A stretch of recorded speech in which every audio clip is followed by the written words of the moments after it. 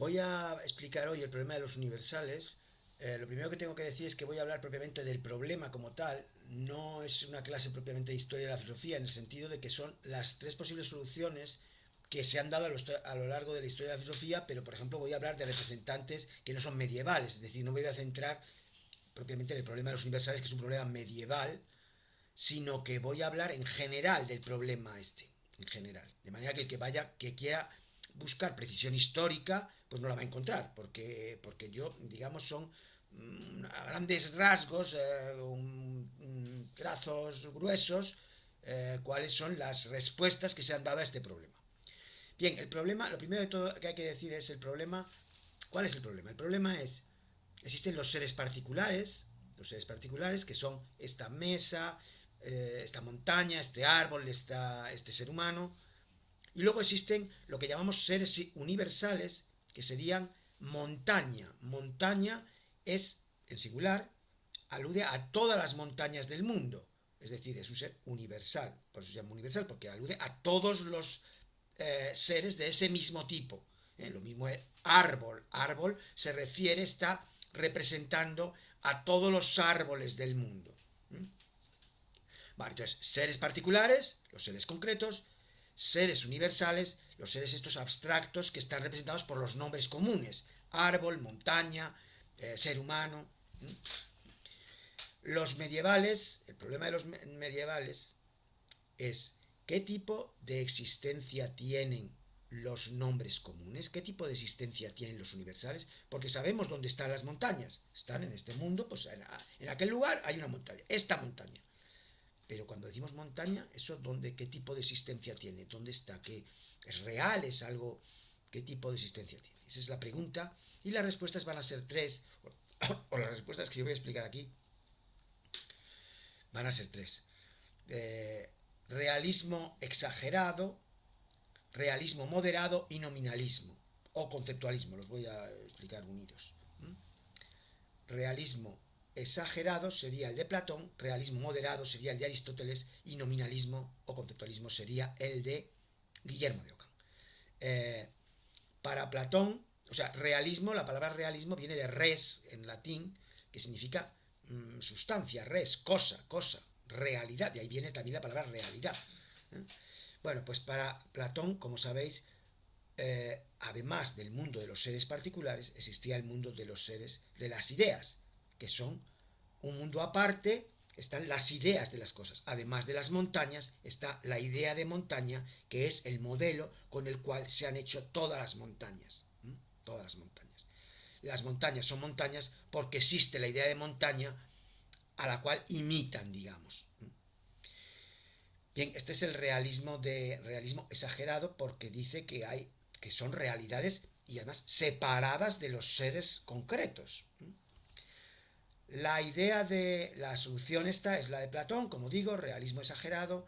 Las ideas existen antes de las cosas, antes de las cosas.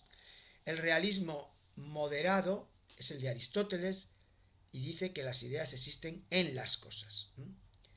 ¿Qué quiere decir?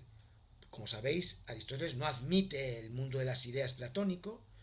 Para él solo existe este mundo, el mundo que conocemos con los sentidos.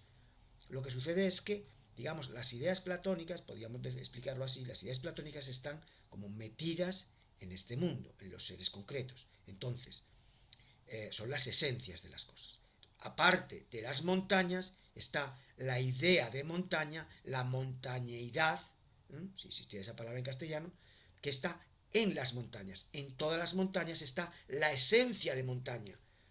Y precisamente es la que hace que las montañas sean montañas. Entonces, ¿qué tipo de existencia tienen los universales para Aristóteles?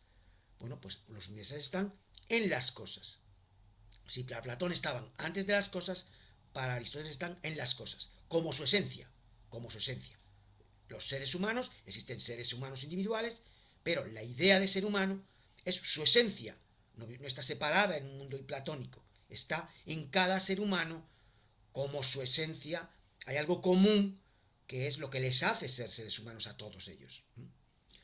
Bien, y la última solución al problema de los universales es lo que llamamos nominalismo, pero ya os digo, yo lo voy a explicar como si fuera lo mismo que el conceptualismo. Bueno, el matiz es el siguiente.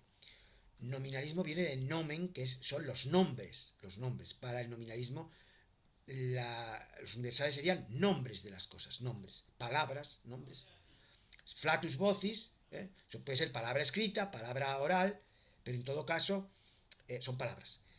Bien, el conceptualismo lo que dice es son conceptos, no solo palabras, sino algo que está en la mente, en el entendimiento. Para Aristóteles, para Ockham, para Ockham, los universales están en el entendimiento, están después de las cosas. Es decir, hay seres particulares, como sabéis, para Ockham solamente existe un mundo de seres particulares, solo hay seres humanos, uno y otro y otro y otro. Entonces, la idea de ser humano, el concepto de ser humano, pues es eso, un concepto, o un nombre que une en una categoría a todos los seres humanos, pero no hay el ser humano, no existe algo que sea el ser humano que está en los seres humanos. El ser humano no existe, existe como concepto, sí, existe en el entendimiento como concepto, o como palabra, que además, bueno, entonces, antes de las cosas para Platón, en las cosas para Aristóteles y después de las cosas en el entendimiento para Guillermo de Ockham. Ya os digo, esta última postura se podría diferenciar, yo no voy a hacerlo porque tampoco estoy muy seguro de si propiamente Guillermo de Ockham se le podría calificar de nominalista, aunque tradicionalmente se considera así, o conceptualista. Existen como conceptos o como palabras, porque la palabra es absolutamente convencional, en distintos idiomas, distintas palabras, y podría, ¿sabes? O sea, es absolutamente creada por los seres humanos. El concepto también es creado por los seres humanos, pero tiene algo menos de convencional, porque él dice que el concepto es algo como natural, o sea, dice, el concepto aparece en el entendimiento del mismo modo que, por ejemplo, el humo nos habla del fuego, el llanto nos habla de la tristeza, la risa nos habla de la alegría, o sea, de un modo natural, estos signos son, bueno, pues del mismo modo aparecen una serie de... Bien, pues entonces, el problema del nominalismo o del conceptualismo es en qué medida los conceptos o las palabras son convencionales, es decir, las crea el ser humano, por ejemplo, el concepto de montaña. Podemos decir, bueno, pues a las colinas, a estas montañitas tan pequeñas, no se las llama no se las llama montañas. Entonces es convencional, o sea, podemos acotar el concepto, es convencional, lo hemos acordado los hombres de a esto no se le llama montaña, y a esto sí. Para Aristóteles no sería así, para Aristóteles habría una esencia en las montañas, que sería... Bueno, pues esto es el problema con las tres soluciones.